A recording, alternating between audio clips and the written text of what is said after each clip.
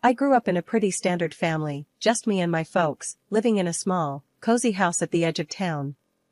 My dad worked the late shifts at the factory, and my mom was a cashier at the local grocery store. Money was tight, but we got by. I was their only kid, and they poured all their love into me, even though I wasn't the easiest child to care for. From a young age, I was always the sickly one, catching colds that seemed to linger for weeks and struggling with a bunch of allergies that kept me indoors more than out. I was thin, way too thin for my age, and my clothes? Well, let's just say fashion was the least of our concerns. School was a battlefield. I tried to blend into the background, but somehow, I always stood out, and not in a good way. My classmate, Sarah, she made sure of that. Sarah was everything I wasn't: popular, pretty, and always dressed like she was about to walk into a photo shoot. One day, trying to dodge the bullies, I was late to class. Slipping into my seat, I hoped for a quiet day. That hope vanished the moment Sarah noticed me. "Look who decided to show up," Sarah sneered, loud enough for the whole class to hear. "Thought you were too sick to come to school, or did you finally find something to wear that didn't come from a charity bin?" Her friends laughed, echoing her cruelty. I wanted to disappear, but there was nowhere to hide. I kept my eyes down, whispering, "Just leave me alone, Sarah." "What was that?" she mocked, stepping closer. "Can't hear you. Speak up." Before I could muster a response, Mr. Jenkins, our math teacher, entered the room, cutting off whatever Sarah had planned next. The rest of the day, I kept to myself, speaking only when spoken to, and even then, my words were barely above a whisper. At home, things were different. It was my safe haven. My parents, seeing my downcast eyes at dinner, exchanged worried glances. "Nellie, honey, you barely touched your food." "Something happened at school today?" my mom asked, her voice full of concern. I shrugged, pushing my food around my plate. "It's nothing. Just tired, I guess." My dad, quiet until now, put down his fork. "You know, Nellie, you can talk to us. Whatever it is, we're here for you." I nodded, knowing they meant every word. But explaining the day's humiliation felt impossible. "Thanks, Dad. I'm just really tired. Think I'll head to bed early." Dragging my feet towards the school gates, I braced myself for another day of dodging glares and whispered insults. My backpack felt like it weighed a ton, loaded with textbooks and the heavy dread of facing Sarah and her clique. As I navigated the crowded hallways, trying my best to become invisible, I heard the all-too-familiar voice that made my stomach twist in knots. "Hey, ghost girl, try not to vanish before class starts," sneered Mark, one of Sarah's loyal sidekicks. His nickname for me, a jab at my pale complexion and tendency to keep to myself, echoed off the lockers, drawing snickers from nearby students. I quickened my pace, not daring to look up. "Just ignore him," I muttered to myself, but the words felt hollow. The day's first challenge was surviving homeroom. Mrs. Parker, ever oblivious, droned on about the importance of attendance just as I slipped into my seat at the back. I barely settled in when Sarah, draped in her latest fashionable outfit, sauntered in, her entourage in tow. "Nice of you to join us, Nellie. We were worried you got lost in your closet of hand-me-downs," Sarah quipped loudly, tossing her hair as she passed my desk. A chorus of laughter followed. I clenched my fists, feeling the heat rise to my cheeks. "Just leave me alone," I shot back quietly, more to my desk than to her. "What was that, Nellie?" "Speak up, we can't hear you," Sarah taunted, turning to face me with a smirk. I shook my head, choosing silence over a battle I couldn't win.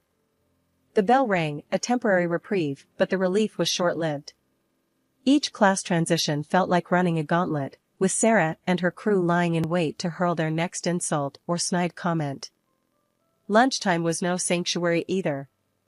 I found a secluded spot under an old oak tree, a safe distance from the cafeteria's chaos and cruelty. As I nibbled on my sandwich, thoughts of just disappearing consumed me. "Hey, why you sitting all by yourself here?" a voice interrupted my solitude. I looked up to see Jake, a guy from my English class. He wasn't one of Sarah's crowd, but I was wary all the same.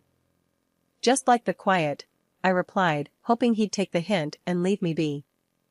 He shrugged, unfazed, and sat down beside me. Suit yourself. Sarah's being a real piece of work, huh? I was taken aback by his bluntness. You could say that, I admitted, surprised by my own candor. Listen, Nellie, you can't let her get to you.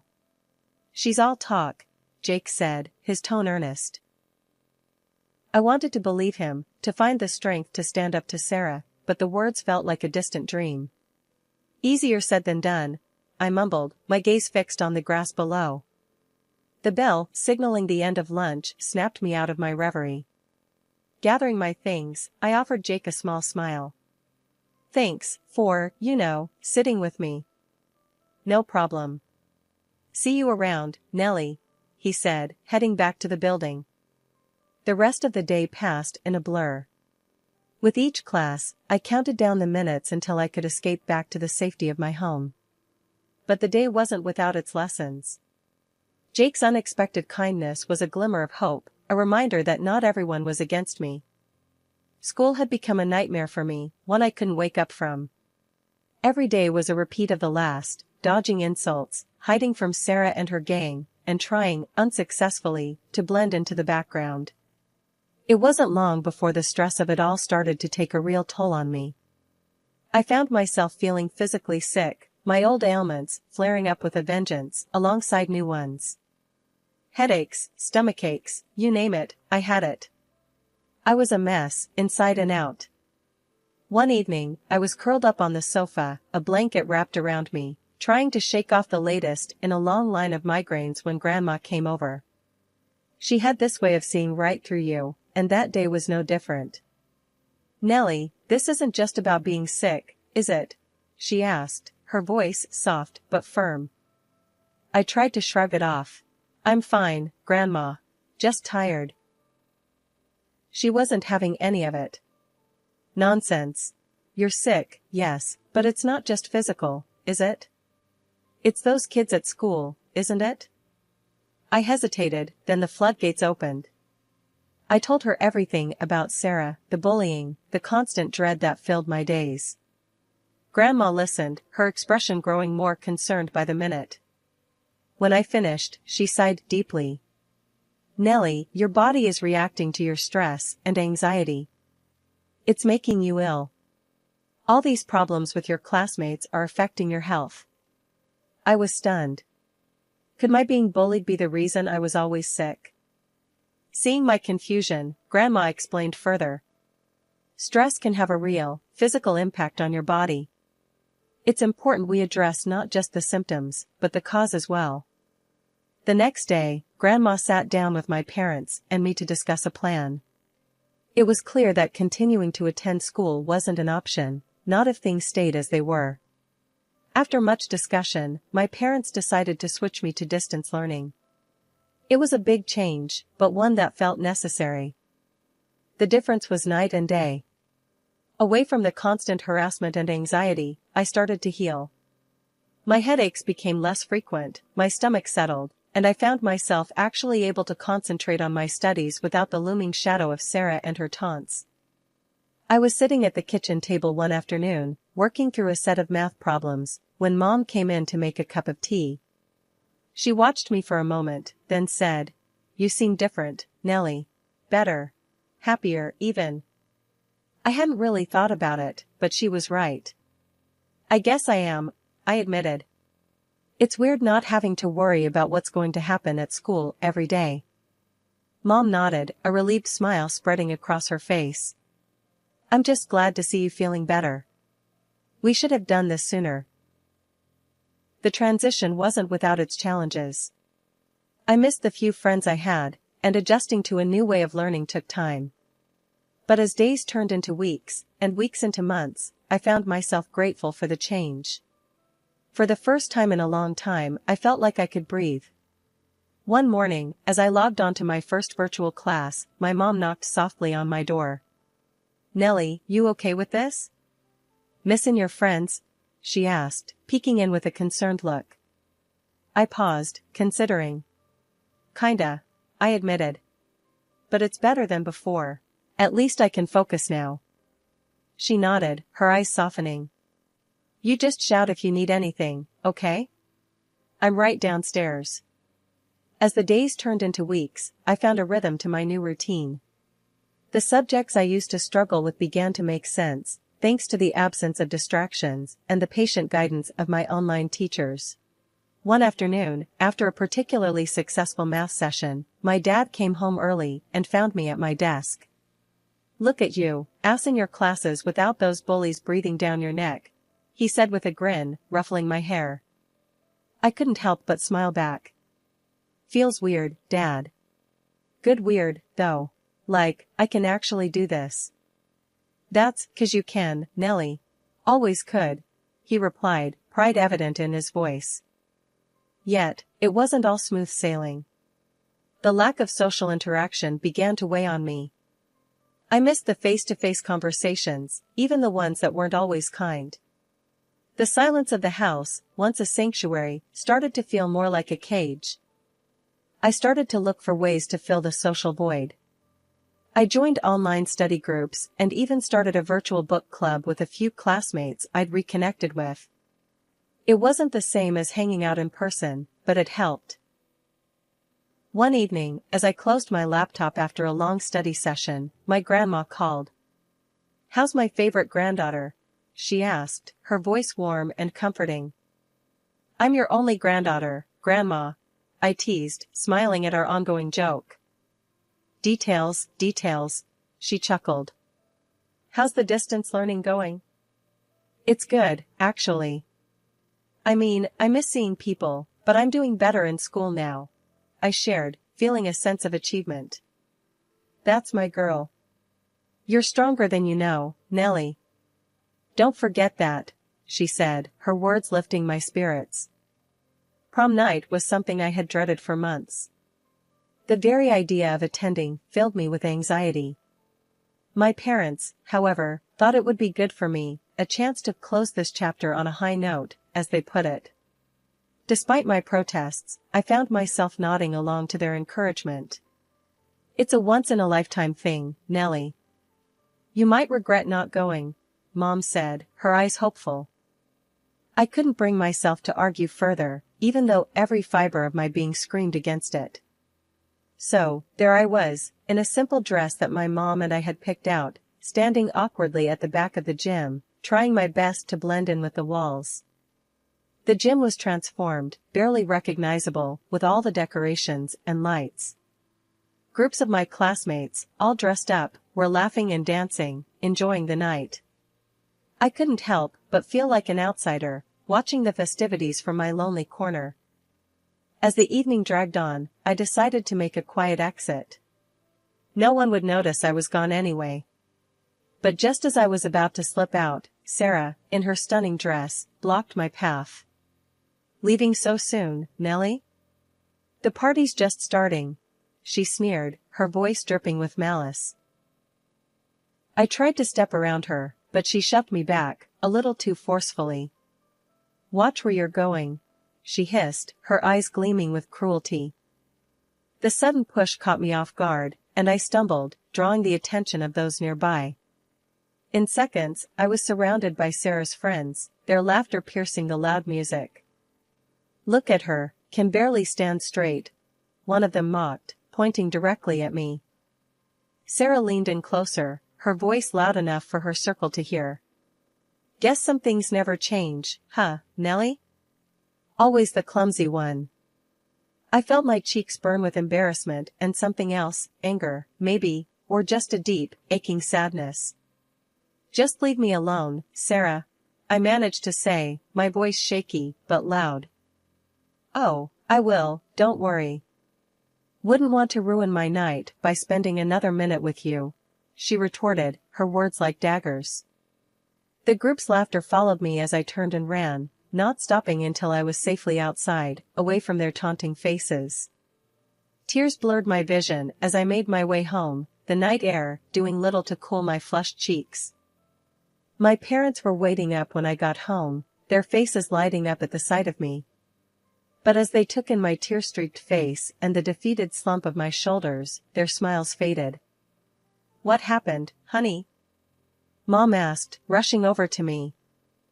I shook my head, unable to find the words to explain the humiliation and hurt. "I just want to forget tonight ever happened," I whispered, the tears starting again as I let my parents wrap me in their arms, their concern and love a small comfort in the face of my pain. After the prom disaster, I was more than ready to put high school behind me. College was my chance to start fresh, to be someone new.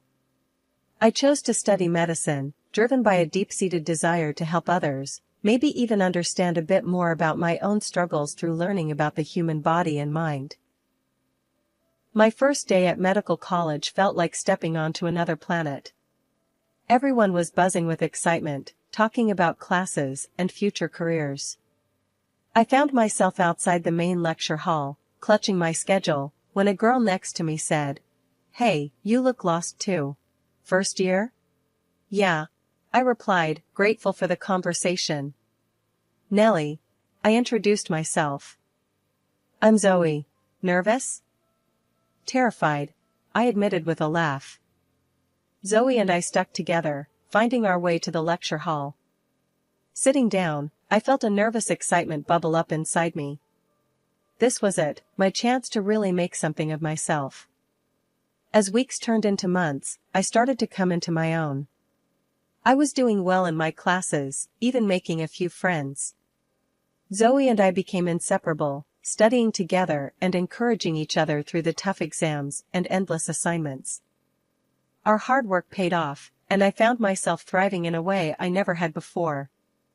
The subject of psychosomatic medicine particularly fascinated me, the idea that the mind could have such a profound effect on the body. It resonated with my own experiences, and I dove into the research with a passion. One day, after presenting a paper I'd written on stress and its physical manifestations, my professor pulled me aside. "Nellie, your work is impressive. Have you considered specializing in this field?" I was taken aback. I hadn't really thought about it.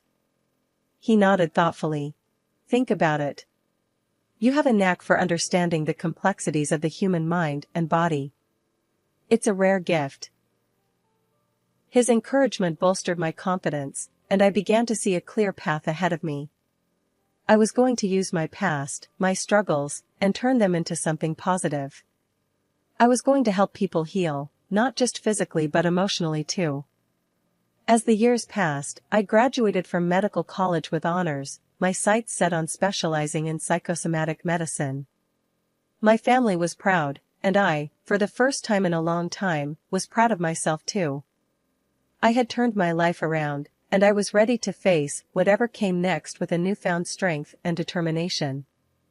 Zoe hugged me tight on graduation day. "Look at us, we made it." "Yeah, we did," I said, smiling. "Here's to new beginnings." And as we threw our caps into the air, I felt a sense of closure. The hurt and isolation of my past were behind me. Ahead lay a future full of possibilities, a chance to make a real difference. And I was ready for it, more ready than I'd ever been. After pouring years into researching the profound effects of psycho-emotional stress on the body, my work started gaining traction. I'd written extensively on how the turmoil of our minds could physically manifest, leading to real, often severe health issues. Stress, anxiety, the grind of daily life, it all could lead to negative reactions within the body, spiraling into chronic conditions. What fascinated me most was finding ways to reverse or manage these effects, by addressing the root, the mind state. This journey of mine caught the eyes and ears of the medical community. Invitations flooded in, asking me to share my findings with peers, specialists, and even skeptics. It wasn't long before my name became somewhat of a buzzword in medical circles, a symbol of a fresh perspective on holistic healing. My big break came when I was invited as a speaker at the annual health conference. The topic I chose, the mind-body connection, psycho-emotional stress, and physical health, struck a chord. As I spoke, I could see the realization dawn on many faces. This wasn't just theory, it was reality affecting countless lives. I walked off that stage, to a sea of applause, my heart racing not from fear, but exhilaration. I'd overcome my dread of public speaking, facing down an auditorium packed with professionals, and I'd held my own. The buzz from my presentation didn't just end with applause. Post-conference, an invitation came my way that would have seemed unimaginable years ago, a dinner with the who's who of the health sector. Government officials, insurance bigwigs, clinic heads, and industry specialists, all were to be there. As the day of the dinner approached, a mix of excitement and nerves took over. This was more than just a meal, it was a networking goldmine, a chance to discuss potential collaborations, to take my work to the next level. I stood in front of my mirror, makeup in hand, determined to look my best. I wasn't just representing my research, I was representing myself, my journey. I chose my dress carefully, the one that always made me feel confident and at ease.